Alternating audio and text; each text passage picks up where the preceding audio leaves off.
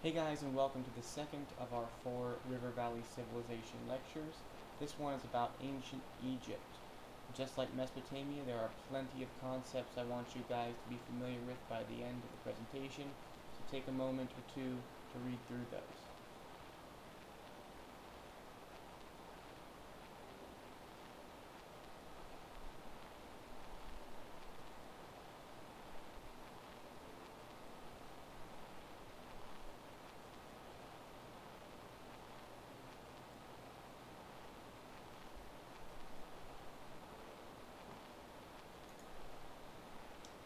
Not too much in the way of key vocabulary though. One of these you're probably already familiar with. In case you're not, it's in the Spodek text. I won't be talking about them today. But I do want you guys to know what social mobility is, in case you don't already. Okay, well this time, like I said, we are talking about Egypt, and this, of course, is the same picture we used last time, and it is of the Nile River Valley in Egypt. So here we are today. Last time we talked about the Tigris and Euphrates River valleys in Mesopotamia. They were a little bit southwest of that in the Nile River Valley in Egypt.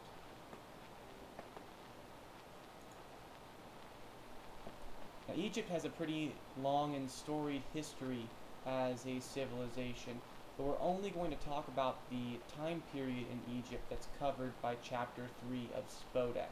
That goes from the time period it was settled by hunter-gatherers and eventually farming peoples, all the way up to the creation of a unified Egypt, the beginning of what's called the Old Kingdom and the end of the Old Kingdom.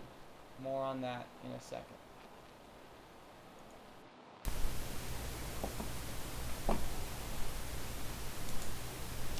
So the story of Egyptian civilization, to me, is kind of like the story of some relationships.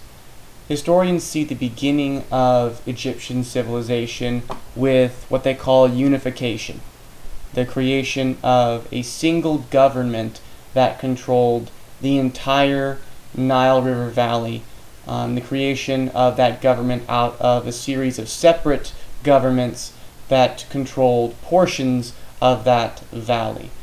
Smaller towns and settlements coming together to form one large civilization controlled by one central authority. That's where we're starting with unification.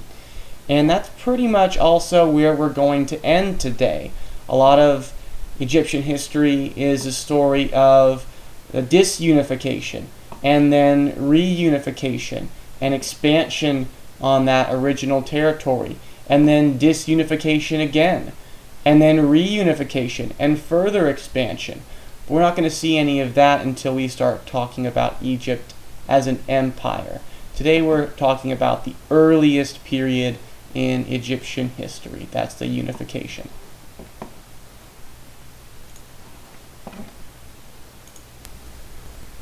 Okay, so before we start talking about Egyptian unification, let's talk about Egyptian geography and how that compares to Mesopotamian geography. Take a moment and read for yourself some of these aspects of Egyptian geography and think to yourself, how do these compare with what I know already about Mesopotamian geography?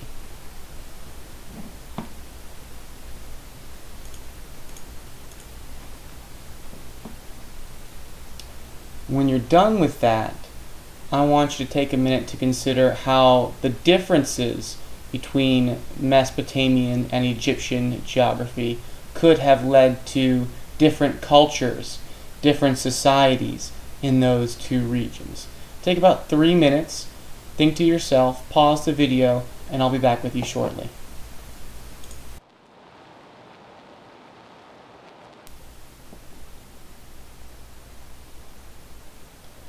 Okay, before we talk about that, I hope you realized that we were talking about humans' interaction with the environment and how that relates to culture. That would be theme 1 and theme 2. So let's start with the relatively predictable flooding of the Nile River. What that led to in Egypt was relatively stable agriculture. Remember, in Mesopotamia, the rivers were unpredictable. We didn't know if they were going to flood too much or too little in any given year, and so Mesopotamians created this story of angry gods who wanted to punish them. Well, in Egypt, we didn't have any angry gods that wanted to punish the Egyptians with bad agricultural years or bad harvests, because they rarely had bad harvests. Since the river was predictable, the harvests were predictable. So instead of agricultural gods being important, eventually the pharaoh is able to assume power as a god rather than an agent of the gods. Remember, in Mesopotamia, the priests never claimed to be gods. They just said, we communicate with the gods, we talk to the gods, we try to please the gods. With a really predictable river, the pharaoh in Egypt, the leader in Egypt, was actually able to claim, I am a god, and I am the one that makes the sun rise and the sun set, and I am the one that makes the waters flow perfectly and the harvests go perfectly every year. And who could challenge that when all those things were happening so consistently every year? It would be hard for the priests in Mesopotamia to claim that they were the ones who made the rivers flow every year, because they'd get in trouble when the rivers didn't flow properly. But the pharaoh really had nothing to fear by claiming that, because the rivers always did flow just the right way. Speaking of rivers, we noted that the wind blew, generally speaking, in the opposite direction of the flow of the river current. What that meant, if you had a sailboat, was that trade was relatively easy, and eventually Egyptians did invent the sailboat on their own, the same as the Mesopotamians did. But it's important to note that this trade we're talking about is only within Egyptian society. Okay? It's not outside of Egyptian society, because the river didn't stretch that far. But within Egyptian society, as you guys probably learned last year in human geography, they traded goods and also ideas, because when we trade goods, usually culture comes along with that. Okay? Why couldn't they trade with folks outside of Egypt? Well, it's because they were isolated. They were isolated by the deserts on either side, by the sea to their north, by the river rapids to their south. But this wasn't so bad for them, because they were also isolated from invaders. So what did that mean for the status of soldiers in Egypt? Early on, it wasn't that important. They weren't nearly as important as the religious and political leaders like the pharaoh. All three of these things, the stable agriculture, the protection from invaders, and the cultural diffusion within Egypt, lead to a unified Egypt. This is how it happens.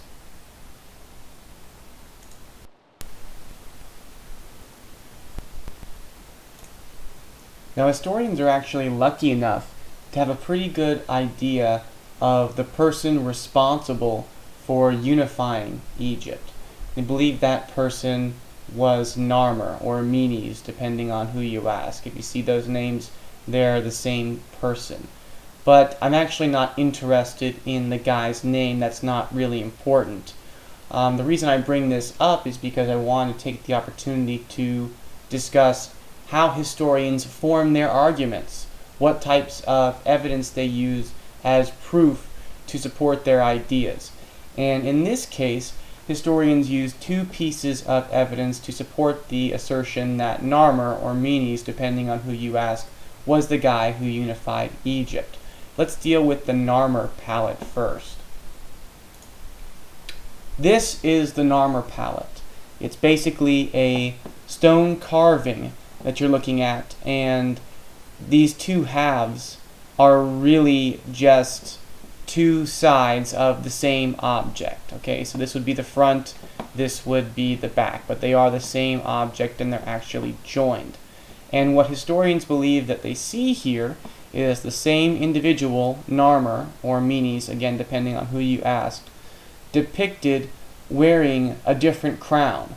This is the headdress traditionally associated with the kings of Upper Egypt, and this is the one traditionally associated with the kings of Lower Egypt. And here he is, historians think, wearing both of those on the same piece of art. So that's one piece of evidence they use. The other thing they note is that Narmer, or Menes, built his capital at the city of Memphis, at this location right here between the Nile River and the Nile River Delta. And this is actually right smack dab between Upper and Lower Egypt. Before I keep talking about Upper and Lower Egypt, though, quick trick question for you guys. Which one is Upper and which one is Lower Egypt? Well, because I said it was a trick question, you probably guessed that this is actually Upper Egypt and this is actually Lower Egypt. Why so confusing? Because we're not talking about the directions on a map here. Instead, we're talking about the flow of a river. The Nile River, if you guys didn't know, flows from south to north because rivers typically flow from areas of higher altitude to areas of lower altitude. And you can see here's the Mediterranean Sea, so it's sea level down there. Lowest altitude here, higher altitude up in the hills and the mountains, closer to Central Africa. So when we talk about Upper and Lower Egypt, we're really talking about the altitude. Higher up here, lower down here. That's why this is upper and this is lower.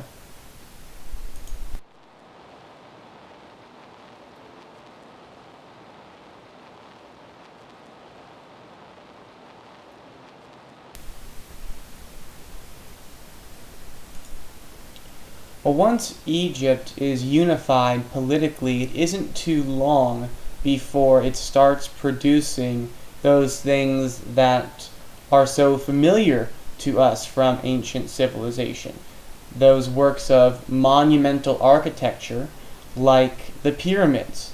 Of course, it takes a lot of natural resources to create these objects, a lot of stone. But besides natural resources, what else do you think it took to put these pieces of monumental architecture together? Take about 2 minutes to come up with as many things as you can that you think would be needed to construct something of this size, of this scope. Pause the video and I'll be back with you guys shortly.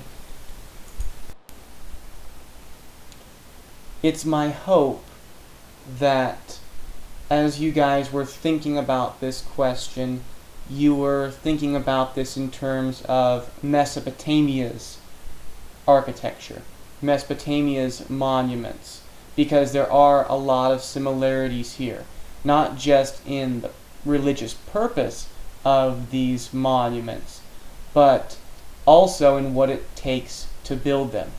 Just like with the Mesopotamian ziggurats, the pyramids required a lot of human time and human effort to produce. How do you get humans to work for decades on projects like this that they aren't going to use personally, they aren't going to use for themselves? You have to have a strong central government. You have to have a strong state and state control over the people. In this case, that power came from the pharaoh, the political and religious leader of Egypt. And he convinced his people, or in some cases it was a she, but most often a he, convinced his people he was a god. He was responsible for all the good in their lives, and he, as part of a larger pantheon of gods, would be also responsible for what happened to their souls in the afterlife.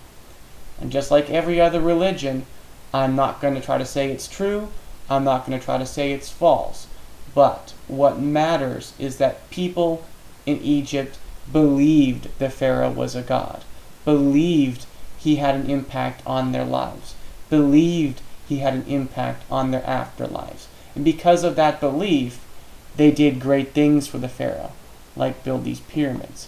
What themes are we talking about here? Obviously art and architecture, obviously religion. Don't forget humans' interaction with their environment because of the natural resources. Also, don't forget theme 3 about politics, about state structure, and that concentration of power in the hands of the central government, in this case, in the hands of one person. So religion and politics are connected here just as they were in Mesopotamia and just as we saw in Mesopotamians' monumental architecture. So I just said the power of the pharaoh was tied to Egyptian religion, but could Egyptian religion have helped ensure any other behaviors on part of the Egyptian people? As you're thinking about your answer to this question, consider this. Egyptian religion promised a happy afterlife for those who lived a virtuous life on earth, those who were free of sin, those who listened to their pharaoh, those who generally did good deeds. What might this have meant for Egyptian society? Take a minute, think about your answers. I'll be back with you soon.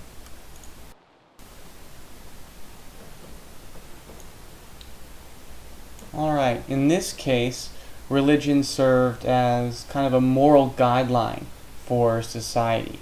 And these are a couple of purposes we're going to see for religion pretty much throughout the entire course. Religion used to control people, as the Mesopotamian priests and the Egyptian pharaohs did, and also religion used to form a more moral guideline for society, or ethical guideline for members of society. So keep that in mind as we look at other religions. Now you guys could probably already tell, based on the existence of a pharaoh and based on the existence of many people who built things for that pharaoh, that there was definitely social inequality in Egypt, just as there was in Mesopotamia. And there were also other jobs we haven't talked about in depth, like scribes, like soldiers, of course like farmers, same as Mesopotamia had. So there were a lot of similarities actually in social classes and in social inequality between Egypt and Mesopotamia, even though those civilizations didn't communicate very much early on. What was the major difference? Well, in Egypt there was a little bit more social mobility than in Mesopotamia. And I want to stress the word slightly, because there still really wasn't hardly any social mobility at all. But at least there was the chance for someone to move up in society or to change their social class. Even though it was a very slim chance, there was the chance for that in Egypt, and that chance did not exist in most cases in Mesopotamian society. So what theme are we talking about here? Well, if we're talking about social structures, it's always going to be theme 5. Okay, last thought for you guys is how well does Egypt fit with the characteristics of civilizations? Did we talk about cities today? Did we talk about there being a central authority? Did we talk about religion, different jobs, social classes? Did they have writing? Was there art and architecture, taxes and public projects? Ask yourself, how well does Egypt fit with these criteria? We'll talk about that later on in the week. Thanks for watching.